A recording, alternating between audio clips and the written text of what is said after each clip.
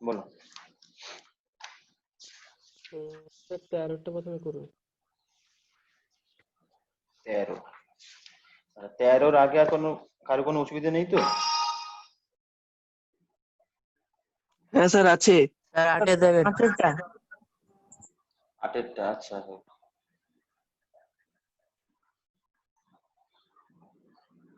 8-টা ঠিক আছে। স্যার 6-এর দাগটা। 8-এরটা তো স্যার আপনি আগে করতে দিয়েছিলেন এটা একবার। হ্যাঁ আমি দেখছি।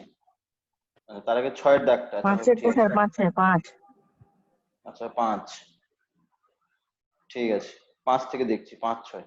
আচ্ছা 8-এর দাগটা কিন্তু আমি করতে দিয়েছিলাম, ঠিক 8-এর দাগটা করতে দিয়েছিলাম গ্রুপে। আমি ওটা একটু হিন্টসও দিয়েছিলাম, ভালো করে দেখো, অঙ্কটা আমি করতে দিয়েছিলাম।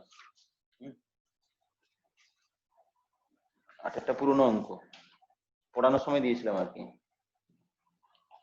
আচ্ছা আমরা 5-এর থেকে শুরু করব।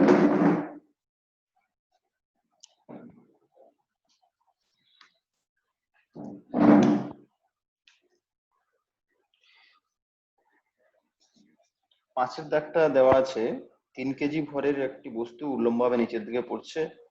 পড়ার সময় এটি একটি মসৃণ কপিকলের উপর দিয়ে একটি ভারী সুতোর সাহায্যে বাঁধা 2 কেজি ভরকে টেনে তুলছে। আচ্ছা এটা একটা কপিকল, ঠিক আছে। তো এইখানে রয়েছে একটা ভর, এটা ধরো আমি বললাম m1, m1 সমান 3 কেজি, ঠিক আছে। ভারী সুতোর সাহায্যে 2 কেজি ভরকে টেনে তুলছে। এটা m2 সমান 2 কেজি, ঠিক আছে। তো বলছে পতন শুরুর 5 সেকেন্ড পরে সুতোটি ছিঁড়ে গেল, 2 কেজি ভরটি কতটা উপরে উঠবে, আরো কতটা উপরে উঠবে। তাহলে 5 সেকেন্ড পরে ছিঁড়ে গেল, তাহলে ছিঁড়ে যাওয়ার পরে সে কতটা উপরে উঠবে আর কি, ঠিক আছে। তাহলে আমরা আগে দেখি যে এই সংস্থার ত্বরণটা আগে আমরা করব। হ্যাঁ, তাহলে এই ত্বরণ নিয়ে আমরা দেখবো যে কি বলবো, এ কতটা উপরে উঠছে। তাহলে আগে সংস্থার ত্বরণটা বার করতে হবে, ঠিক আছে। দেখি পতন শুরু 5 সেকেন্ড পরে সুতোটা ছিঁড়লো, তাহলে সুতো ছেঁড়ার ঠিক পরে হ্যাঁ কতটা উপরে উঠবে আর কি। আচ্ছা ঠিক আছে, তাহলে আমরা দেখি যে এই যে দ্বিতীয় বস্তু, মানে এর প্রাথমিক বেগ কত, 0। আগে ত্বরণটা আগে আমরা বার করে নিই। ত্বরণ বার করার জন্য ধরো এইখানে m1 এর ক্ষেত্রে আমরা FBD অ্যাপ্লাই করব। ধরো বললাম FBD 1, m1 এর জন্য এখানে রয়েছে ওয়েট m1g, টান রয়েছে t। তাহলে ইকুয়েশন হবে m1g minus t equals to m1 into a,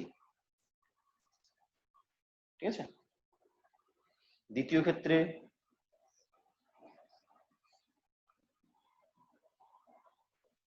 দ্বিতীয়তে ছবিটা এই পাশে,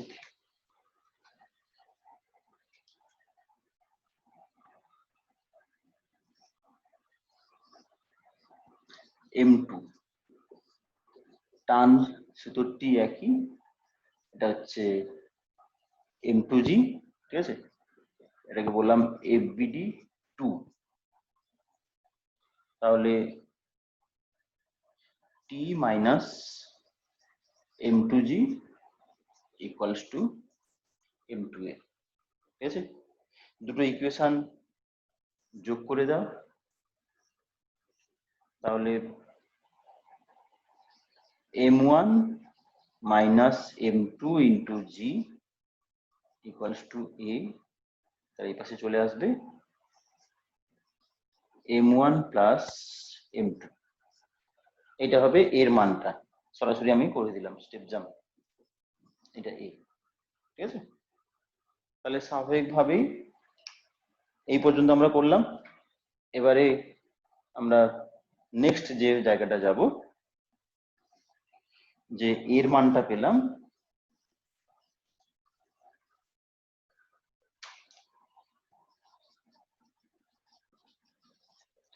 এ সমান আমরা পেলাম তাহলে কত,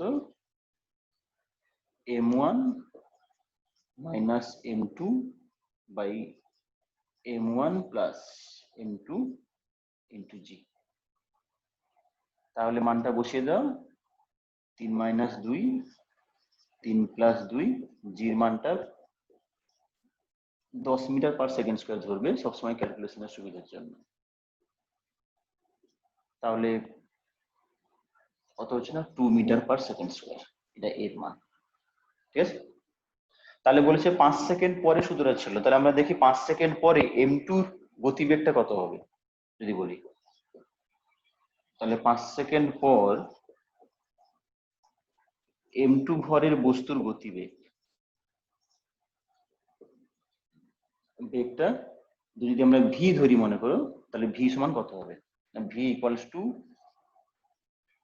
ইউ মাইনাস কি হবে, সরি ইউ প্লাস এটি, এ ত্বরণের উপরে উঠছে, তাহলে তো ইউ সমান তো 0, প্রাথমিক বেগ টি সমান 5 সেকেন্ড, বসাবে 0 প্লাস 2 ইন্টু 5, তাহলে 10 মিটার পার সেকেন্ড। ঠিক আছে, এইবার সূত্রটা ছিঁড়ে গেল, 10 মিটার পার সেকেন্ড লাভ করেছে, তাহলে 10 মিটার পার সেকেন্ড বেগ নিয়ে সে কতটা উপরে উঠবে, প্রশ্নটা ছিল যে মনে করি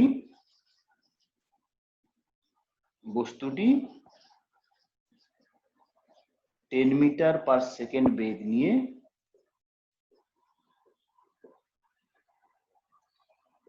এইচ উচ্চতা ওঠে। ঠিক আছে, তাহলে কি হবে, সুতো কিন্তু ছিঁড়ে গেছে, সুতো ছিঁড়ে গেছে মানে এখন কিন্তু আর এ ত্বরণ নেই, কি রয়েছে জি, তখন জি অভিকর্ষ ত্বরণ কাজ করছে, তাহলে সেক্ষেত্রে হবে তাহলে অন্তিম বেগ তো 0, অন্তিম বেগ হবে 0, তাহলে V square equals to U square minus 2g, তাহলে 0 ইকুয়ালস টু ইউ স্কোয়ার মানে হচ্ছে এখানে কত 10 মিটার, এই জায়গায় লেখো ভি স্কোয়ার মাইনাস যেটা আমরা লিখেছি 2gh। ঠিক আছে, আমার দরকার h, h equals to V square by 2g,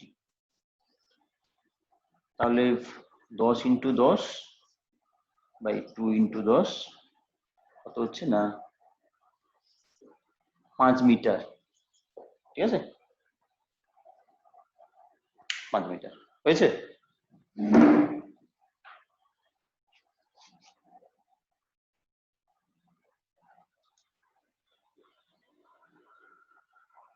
পাঁচের দাগে যে বলছিল তার হয়েছে তো নাকি? হ্যাঁ স্যার।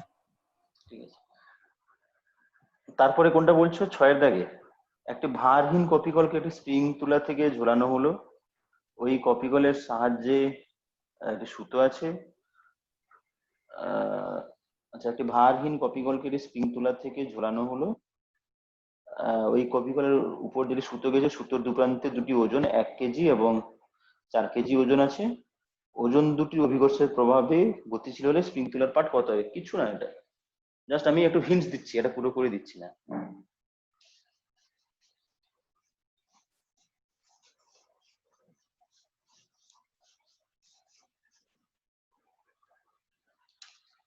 একটা স্প্রিং তুলা রয়েছে, স্প্রিং ব্যালেন্স, ঠিক আছে, ভাবো এটা একটা স্প্রিং ব্যালেন্স, তো এরকম তো থাকে স্প্রিং ব্যালেন্সে ওয়েট থাকে, তো এইখানে একটা কপিকল রয়েছে, এপাশে একটা ওয়েট রয়েছে, এপাশে একটা ওয়েট রয়েছে, এটা ধরো m1, এটা m2। ঠিক আছে, তাহলে স্প্রিং তুলার পার্ট জানতে চেয়েছে, স্প্রিং তুলার কি করে? ওজন নির্ণয় করে, তাই তো? তাহলে এখানে আমরা দেখবো যে স্প্রিং তুলার উপর যত টান বা বলটা পড়বে, বল পড়বে মানে আমরা এই জায়গায় টানটা নির্ণয় করবো, টি সমান কত। তাহলে কি করে এই জায়গায় টানটা নির্ণয় করবো? এখানে একটা কথা বলে দেওয়া ভালো যে স্প্রিং তুলারও কোনো ওজন নেই আইডিয়াল, আর পুলিরও কোনো ওজন নেই, সুতোর কোনো ওজন নেই, শুধু এই ভরের ওজন মানে ওজন হচ্ছে ভর রয়েছে, এই দুটো বস্তু রয়েছে তাদের ভর রয়েছে। তাহলে স্বাভাবিকভাবে সেখান থেকে তোমরা এই সুতোর টান নির্ণয় করবে, এই সুতোর টান এগুলো করে করবে। তার মানে এই কপি কলের উপর যে টানটা পড়ছে ধরো টি, এটাও টি হবে। তাহলে সাম্যাবস্থায় যদি স্থির থাকে তাহলে ধরো এটাকে টি প্রাইম করে দাও, তাহলে কি হবে? টি ইকুয়ালস টু 2t প্রাইম। তাহলে এই টানটাই হচ্ছে, যে টানটা পড়বে সেটাই কোথায় আসবে? এই স্প্রিং তুলাই আসবে। তো যেটা আসবে, যেটা তোমরা করবে সেটা তো কি বলবো, বল আকারে আসবে, কিন্তু স্প্রিং তুলায় স্কেলিং করা থাকে কি কিলোগ্রাম বা এইভাবে স্কেলিং করা থাকে, কিলোগ্রাম বা গ্রামে স্কেলিং করা থাকে। ঠিক আছে, অ্যাকচুয়ালি কিলোগ্রামে স্কেলিং করা থাকলেও সেটা কিন্তু ভর নয়, সেটা কিন্তু বোঝাচ্ছে ওই যদি 1 থাকে তাহলে 1 কিলোগ্রাম ভরের বস্তুর ওজনটাকে সূচিত করে স্প্রিং তুলা, যেহেতু ওজন পরিমাপ করে। বোঝা গেছে? এটা 6 এর দাগ। 6 দাগটা বুঝতে পেরেছো?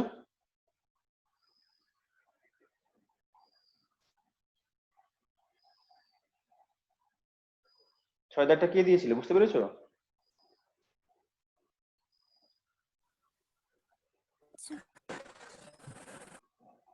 ঠিক আছে, তাহলে এরপরে আমরা 13 দাগে চলে যাচ্ছি।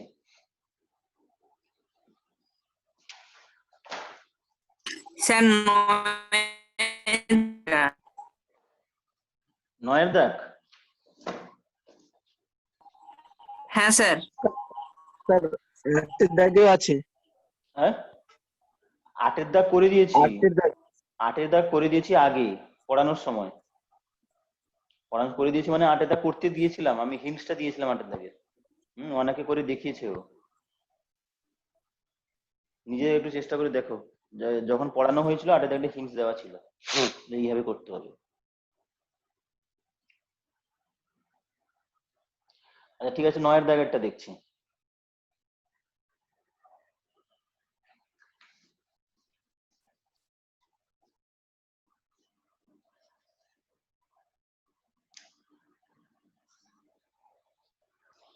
নয়ের দাগে দেওয়া আছে এ ও বি বস্তুটিকে সি দ্বারা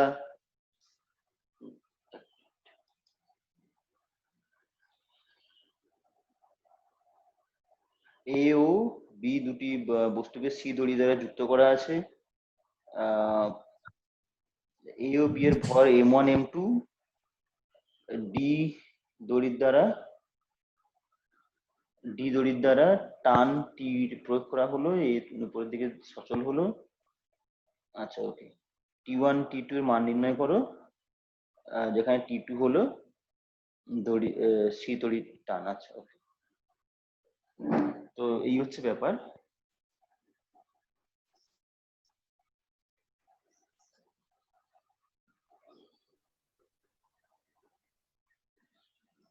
A B m1 m2,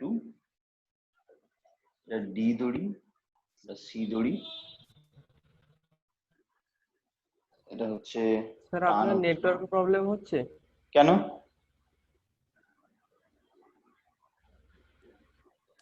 sir একটু অস্পষ্ট একটু লাগছে। লাল আর হলুদ দেখাচ্ছে বারবার, আটকে আটকে যাচ্ছে।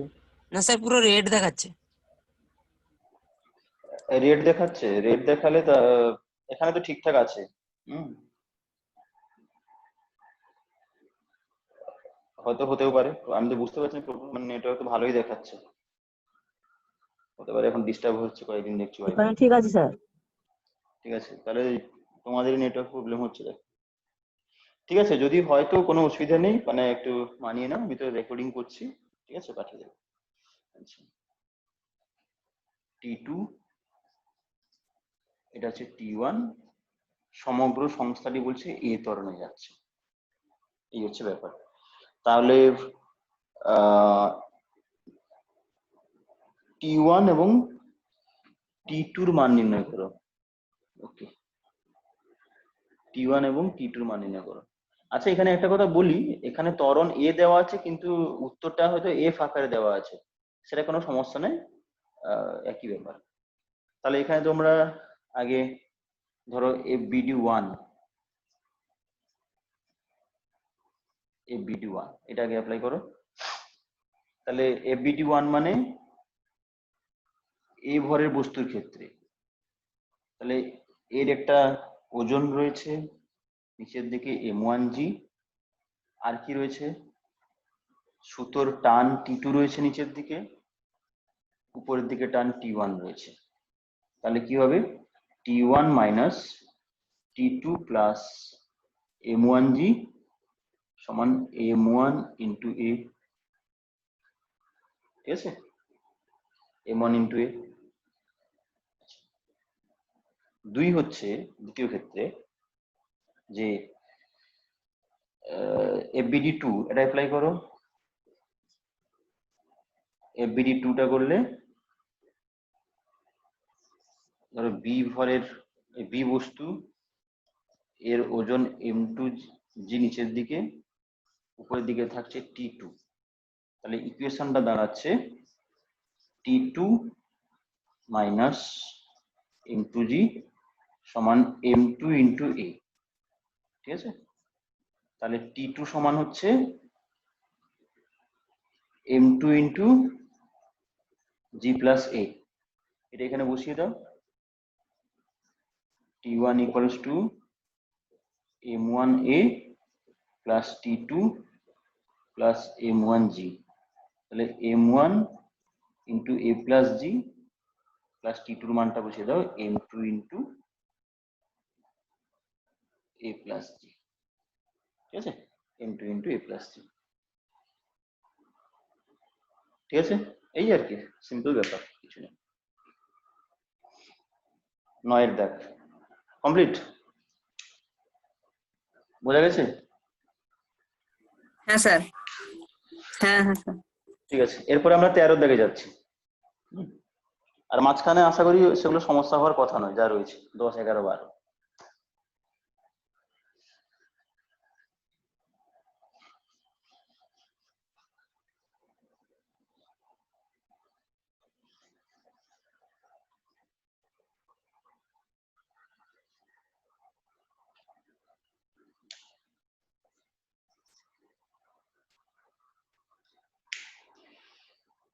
তেরো দাগে কি রয়েছে, একটি কাঁচের প্লেটের উপর 3 কেজি বা তার বেশি ভরে কোনো বস্তু রাখলে প্লেটটি ভেঙে যায়।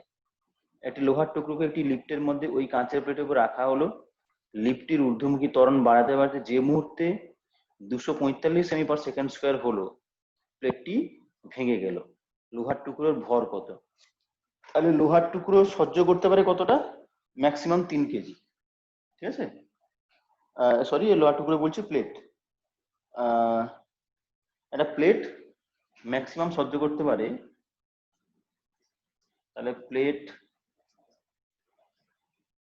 সর্বোচ্চ বল সহ্য করতে পারে, সেটা কত, সেটা আমি বললাম, ধরো ডব্লিউ ধরলাম, সর্বোচ্চ কত, 3 কেজি। 3 কেজি মানে 3 কেজি ওয়েট, ঠিক আছে। তার মানে 3 ইন্টু 10 নিউটন। ওয়েট মানে জি মান হচ্ছে 10 metre per second square. 3 kilogram ভরের বস্তুর ওজন, তাহলে এইটা সহ্য করতে পারে। এবারে বলছে এই প্লেটটাকে একটা লিফটের মধ্যে রাখা হচ্ছে, একটা লিফটের মধ্যে রাখা হচ্ছে। তো সেই লিফটের মধ্যে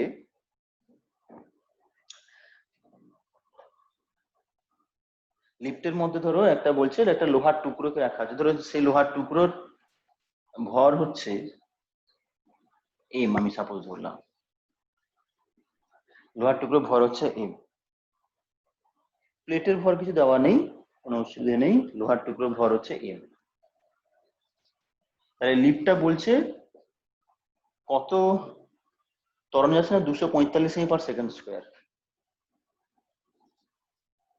ঊর্ধ্বমুখী ত্বরণ 245 সেমি পার সেকেন্ড স্কোয়ার, মানে 2.45 মিটার পার সেকেন্ড স্কোয়ার। ঠিক আছে, তাহলে এক্ষেত্রে এই বস্তুর ওজনটা কত হবে? ঊর্ধ্বমুখী উঠছে মানে বস্তুর আপাত ওজন বৃদ্ধি পাবে। ঠিক আছে, তাহলে আপাত ওজন বৃদ্ধি পেলে কি হবে? যখনই দেখা যাবে যে 3 কেজি পেরিয়ে যাচ্ছে, তখন প্লেটটা ভেঙে যাবে।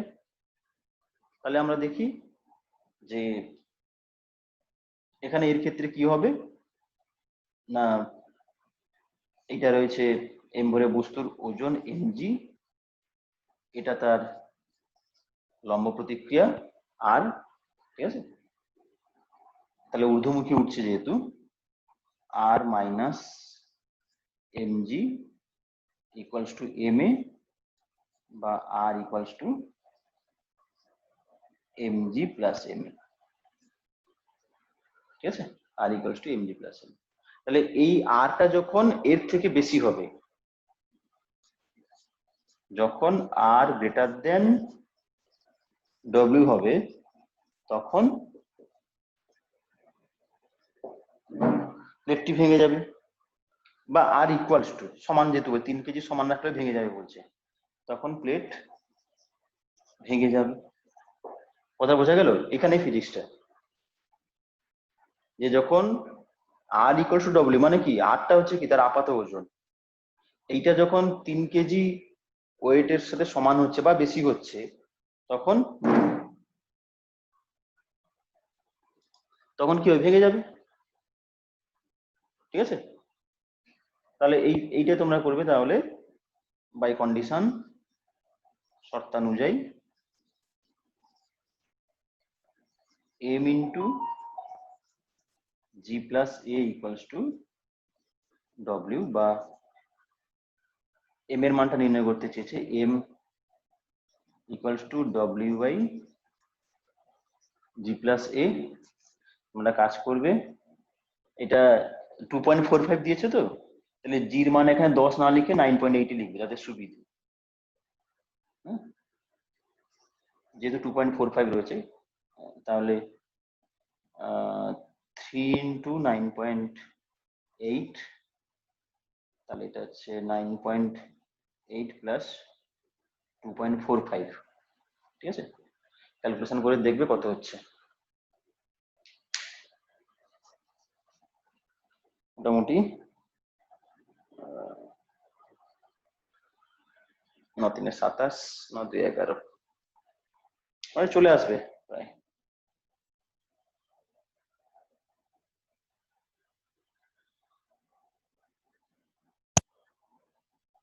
টু 2.4 কেজি দেখে চলে আসবে। বোঝা গেল?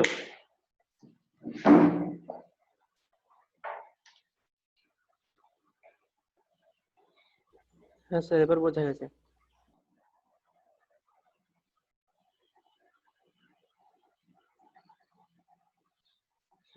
ক্যালকুলেশন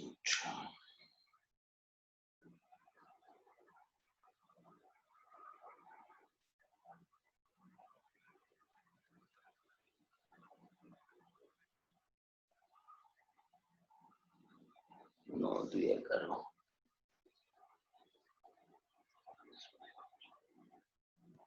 2.4 আসছে স্যার। হ্যাঁ 2.4 ঠিক আছে। ঠিক আছে, 2.4 আসবে।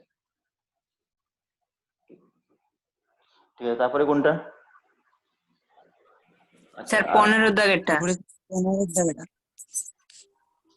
15, আচ্ছা হোক। আর 7 মিনিট সময় আছে, দিলে এটা আবার ব্রেক হয়ে যাবে, মিনিটটা আবার করতে হবে। 15 দাগে বলছে 100 কেজি ভরের একটি বস্তু এবং 400 গ্রাম ভরে 100 গ্রাম ভরের একটি বস্তু ও 400 গ্রাম ভরের একটি বস্তু যথাক্রমে 100 সেমি পার সেকেন্ড এবং 10 সেমি পার সেকেন্ড বেগে পরস্পরের দিকে অগ্রসর হচ্ছে। মুখোমুখি সংঘাতের পর এরা সংযুক্ত হয়। সংঘাতের পর যুগ্ম ভরটি কোন দিকে যাবে এবং 10 সেকেন্ড সময়ে কত দূর অতিক্রম করবে? একদম সাধারণ কনসেপ্ট এটা। ঠিক আছে, কি করতে হবে বলতো? দুটো বস্তু রয়েছে, এই ভরবেগের সংরক্ষণ সূত্র অনুযায়ী করতে হ্যাঁ, হবে। ভরবেগের স্যার সংরক্ষণ সূত্র। ভরবেগের সংরক্ষণ সূত্র অনুযায়ী। হ্যাঁ, ভরবেগের সংরক্ষণ সূত্রকে কাজে লাগাতে হবে। ঠিক আছে, দুটো বস্তু রয়েছে, দুটো বাইরে থেকে কোনো বল নেই, তাহলে দুটো বস্তুর প্রাথমিক ভরবেগ যা ছিল অন্তিম ভরবেগ তাই থাকবে। মানে সংঘাতের আগের মোট ভরবেগ সমান সংঘাতের পরে ভরবেগ। ঠিক আছে, এইটা করলে এখান থেকে তুমি গতিবেগটা পেয়ে যাবে। ঠিক আছে, আর সেখানে 10 সেকেন্ড সময় কত দূরত্ব অতিক্রম করবে, তারপরে তো দূরত্ব সমান গতিবেগ ইন্টু সময়, আর কিছু নেই। বোঝা গেছে? হ্যাঁ স্যার, বুঝতে পেরেছি।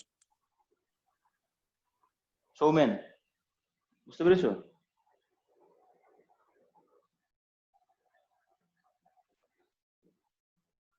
ঠিক আছে, তারপরে নেক্সট।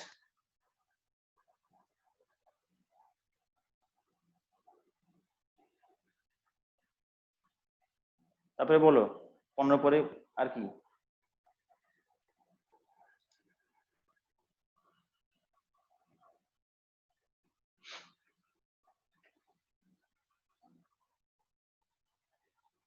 স্যার 24।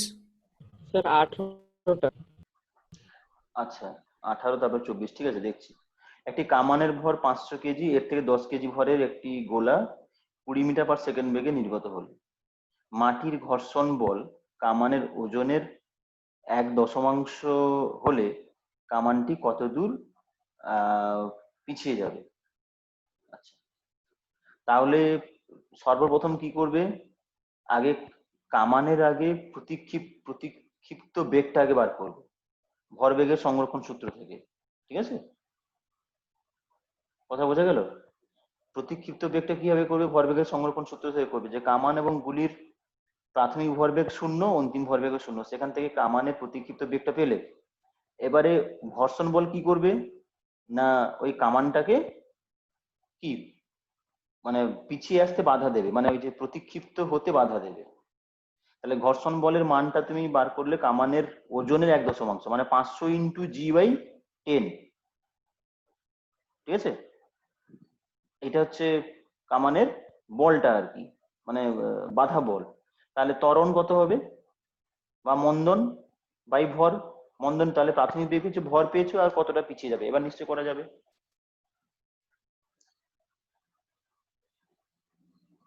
বোঝা গেল কি বললাম? হ্যাঁ স্যার, হ্যাঁ। ঠিক আছে, তাহলে এটা আর করে করে দিচ্ছি না। হুম,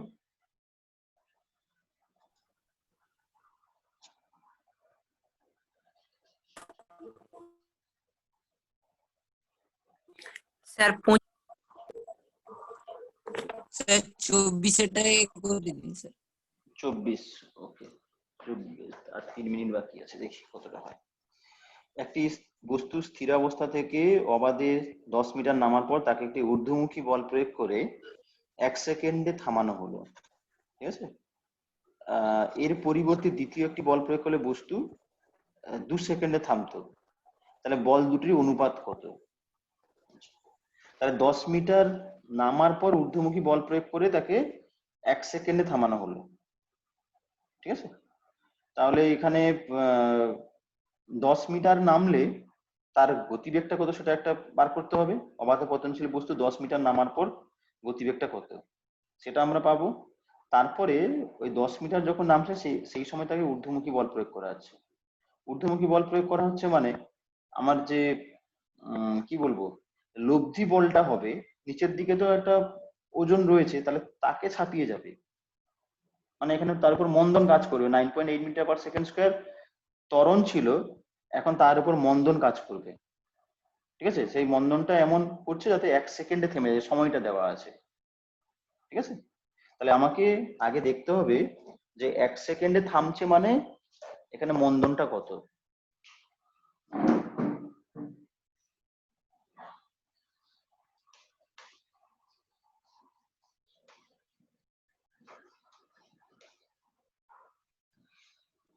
আচ্ছা, এটা আমরা পরের মিটিংটা করবো আর কি, এটা এখন ব্রেক হয়ে যাবে। ঠিক আছে।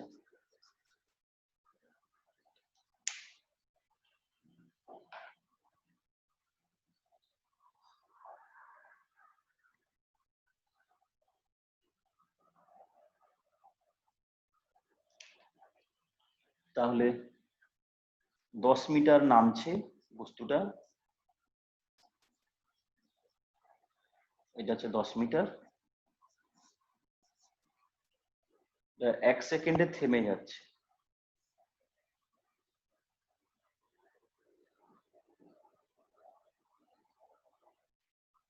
ঠিক আছে, এইখানে সাপোজ একটা ঊর্ধ্বমুখী বল প্রয়োগ করা হলো, ঊর্ধ্বমুখী বল প্রয়োগ করলে 1 সেকেন্ডে থেমে যাচ্ছে, 1 সেকেন্ড সময় থেমে যাচ্ছে। আর দ্বিতীয় তাহলে এইখানে বলটা হচ্ছে F1, দ্বিতীয় ক্ষেত্রে হচ্ছে এটা ধরো 10 মিটার,